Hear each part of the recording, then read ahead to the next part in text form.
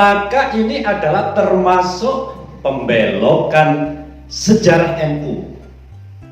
Bagi orang-orang NU harusnya dari semua lini menyadari bahwa ini pembelokan yang berbahaya. Berbahaya kapan? Besok di anak cucu kita. Ini Habib yang menyatakan bahwa ada campur tangan habaib berdirinya NU kepada Yai Hasyim Asy'ari. Assalamualaikum warahmatullahi wabarakatuh. Bismillahirrahmanirrahim. Alhamdulillah wassalatu wassalamu ala nabiyyina Muhammadin wa ala alihi wa ashabihi ajma'in, amma ba'du. Sahabat muslim yang dirahmati Allah, marilah kita mencoba menyimak video dari Habib Bahar berikut ini. Berdirinya NU, saya kasih tahu kepada kamu, NU itu berdiri atas restu 5 habaib. Andaikan, kata Kiai Hasyim Asy'ari, andaikan 5 habib ini tidak restu, aku tidak akan mendirikan Nahdlatul Ulama. Siapa 5 habaib itu? Ingat, 1. Habib Abdullah bin Ali Al-Haddad Bangil Sangeng. 2. Habib Abu Bakar bin Ahmad As-Seggaf Bangil. 3. Habib Abu Bakar bin Muhammad As-Seggaf Gresik. 4. Habib Hasyim bin Yahya Pekalongan. Yang kelima Habib Tahir Al-Haddad Tegal. Ini 5 yang dimana Kiai Hasyim Asy'ari meminta kepada beliau-beliau untuk merestui berdirinya NU. Sahabat muslim yang dirahmati Allah, Habib Bahar mengatakan bahwa NU berdiri atas restu 5 habaib kepada Kiai Haji Hasyim Asy'ari. Ini dalam pandangan kami orang NU termasuk pembelokan sejarah. 1 itu catatannya, pembelokan sejarah. Tidak ada catatan sejarah dimanapun, artinya tidak ada catatan atau manuskrip sejarah yang menyatakan bahwa berdirinya NU itu karena Yai Hasyim Asy'ari ini mendapat restu dari 5 habaib tersebut.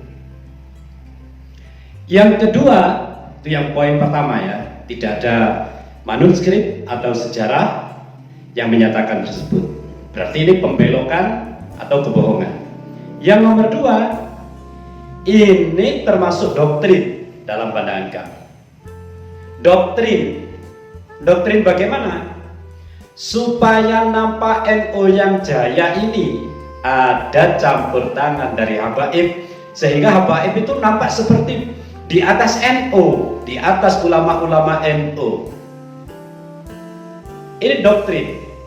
Ingin mereka itu diakui hebat di suatu forum atau suatu tempat seperti NU yang sudah maju dan pesat di Indonesia, ingin habaib nampak ada paling di atasnya. Itu namanya doktrin. Kenapa disebut doktrin? Karena faktanya itu tidak semacam itu.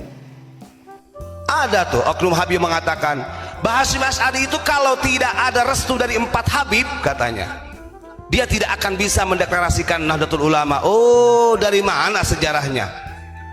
Akhirnya kalau orang yang tidak paham sejarah, manduk-manduk saja. Oh, ternyata NU juga didirikan atas restu habaib.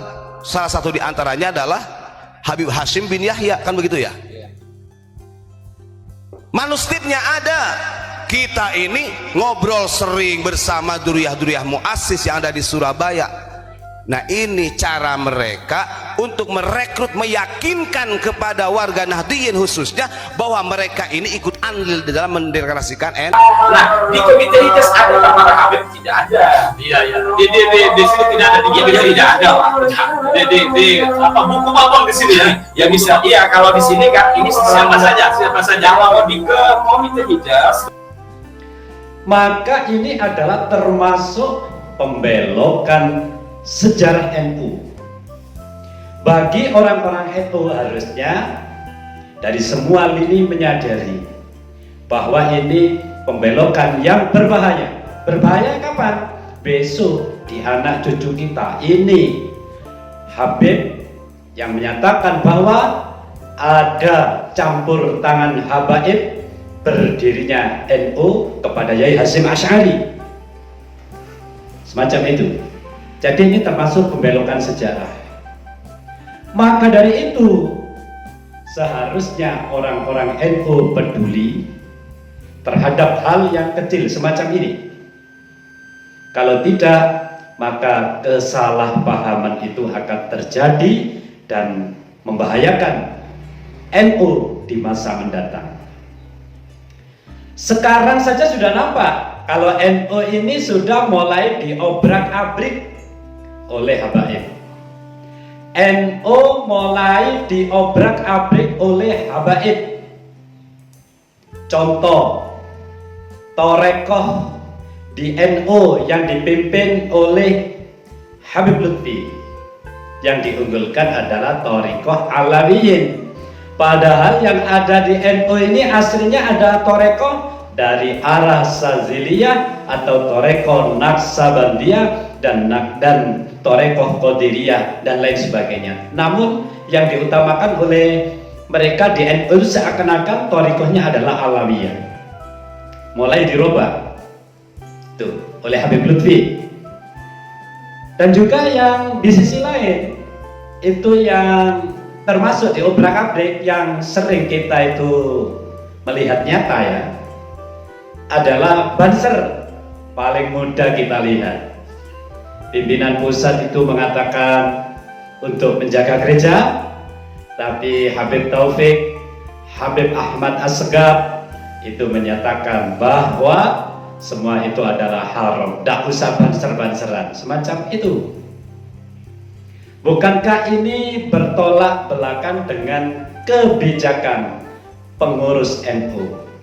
Sehingga banser ini menjadi dua nanti kebijakannya. Ada yang ikut habaib, ada yang ikut pengurus asli satu komando dari Ansor Nahdlatul Ulama.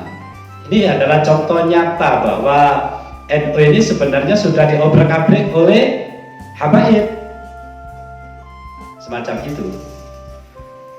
Dan lagi contoh kalau NU ini sudah diobrak-abrik, sebagian ada pengurus NU yang menyatakan bahwa terkait kasus habaib sesuai dengan tesis Kiai Haji Imaduddin Usman Al-Bantani, secara kitab nasab tertolak. Secara kitab nasab ini tertolak dan secara tes DNA ilmiah ini tertolak. Namun masih mengatakan bahwa sudahlah, tidak usah bahas itu, ikut saja takut kualat.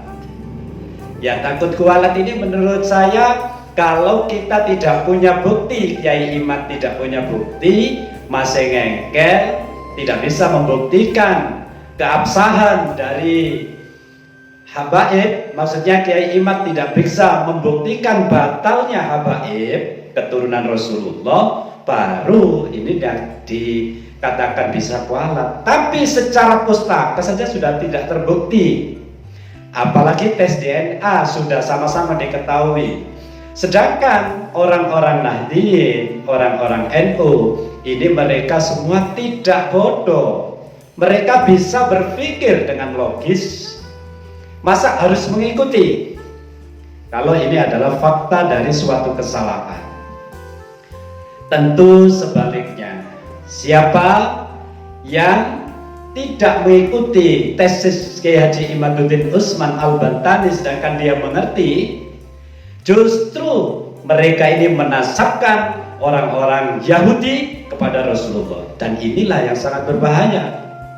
Justru berbahaya orang yang tahu dan paham tesis Kiai Haji Imaduddin Usman Al-Bantani masih tetap mengakui habaib ini keturunan Rasulullah. Ini bisa-bisa kualat ini. Karena apa? Menasabkan orang lain, yaitu golongan habaib, kepada Nabi padahal bukan keturunannya. Semacam itu. Nah, sahabat muslim dimanapun berada, khususnya warga Nahdliyin yang masih mampu untuk ikut serta di dalam meneliti tesis Ki Haji Imaduddin Usman Al-Badani, sebaiknya terus ikuti. Sehingga kalau memang salah silakan ditegur, tapi kalau memang Ki Haji Imaduddin Usman Al-Badani ini benar, maka sebarkan kebenaran ini demi kebenaran di dalam umat Islam secara umum, semacam itu. Jangan biarkan orang-orang menggunakan nama Rasulullah ini untuk kepentingan pribadi. Yang jelas orang-orang yang selalu membanggakan saya ini cucu Nabi itu kan minta dihormati, intinya minta dihormati. Kalau bahasanya Gus Ali Tulangan Sidoarjo itu namanya kaspo, biar orang percaya kalau dia keturunan Nabi, duit cek metu. Itu yang fakta terjadi di lapangan itu dan sudah umum di kalangan umat muslim. Jangan sampai warga NU jauh dari para kiai. Kalau Habib Soko ngomong, jangan berani-berani dengan saya, karena di tubuh saya mengalir darah Rasulullah SAW. Tujuannya uang yang percaya duit yang metu. Banyak di antara oknum habaib ini memang mengagung-agungkan bahwa dirinya ini adalah keturunan Nabi. Bukankah intinya ingin dihormati saja? Tapi kalau bukan keturunan Nabi berdasarkan tesis, kitab, berdasarkan kajian ilmiah tes DNA, masa masih kita mau mempercayai? Bukankah kita ini tidak bodoh? Bukankah kita orang-orang Nadim tidak bodoh? Kalau kita masih tahu tesis ini tak terjawab dan tes DNA menyatakan demikian, dan banyak lagi secara sejarah yang dibahas Kiai Imad tentang Ahmad bin Isa Al-Muhajir. Al-Muhajir ini tidak terbukti hijrah ke Yaman, tidak terbukti. Maka makam di Yaman atau Hadramaut itu bagaimana? Oke, berarti tidak ada kitab yang mutabaroh yang sudah dicetak ataupun yang masih manuskrip yang kita bisa akses yang menyebutkan Ahmad bin Isa hijrah ke Yaman. Tidak ada ya, sepakat itu ya? Ya, itu dulu. Kita mulai dari sana dulu.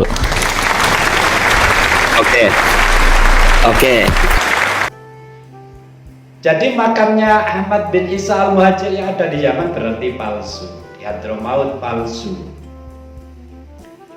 Sahabat muslim yang dirahmati Allah, mudah-mudahan kita semua senantiasa di dalam lindungan Allah Subhanahu wa taala. Yang terakhir, habaib itu bukan keturunan Rasul.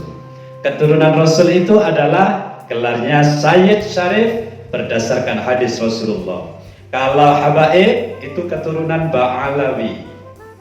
Dan nasabnya setara tesis kajian kitab pustaka, kitab nasab di abad ke-5, 6, 7, 8, 9. Ahmad bin Isa yang punya anak Ubaidillah tidak ada catatan kemana selama 500 tahun. Namun belakangan di abad 10 baru muncul, padahal putranya yang 3 itu terbahas di kitab abad sebelumnya. Itu sahabat muslim yang dirahmati Allah, secara kajian tes DNA secara internasional, habaib ini tidak masuk golongan haplogrupnya Rasulullah atau haplogrup Arab, yaitu J, tapi mereka G, yaitu Yahudi. Sebagaimana sudah terbukti siapa yang sudah tes DNA, Najwa Shihab. Dia bukan keturunan Arab, Arabnya hanya 3%, tapi dia bangga, ya memang harus bangga dengan keturunan masing-masing. Justru haplogrup G yang dimiliki oleh Ba'alawi secara internasional, Ba'alawi di internasional di Yaman sudah biasa melakukan tes DNA dan hasilnya adalah G. G adalah Yahudi, jauh dari keturunan Rasulullah, bahkan mustahil. Kalau masih kayak gini kurang jelas, lakukan antitesis kepada Ki Haji Imaduddin Usman, baru itu namanya hebat. Wallahul muwaffiq ila aqwamit thoriq. Assalamualaikum warahmatullahi wabarakatuh.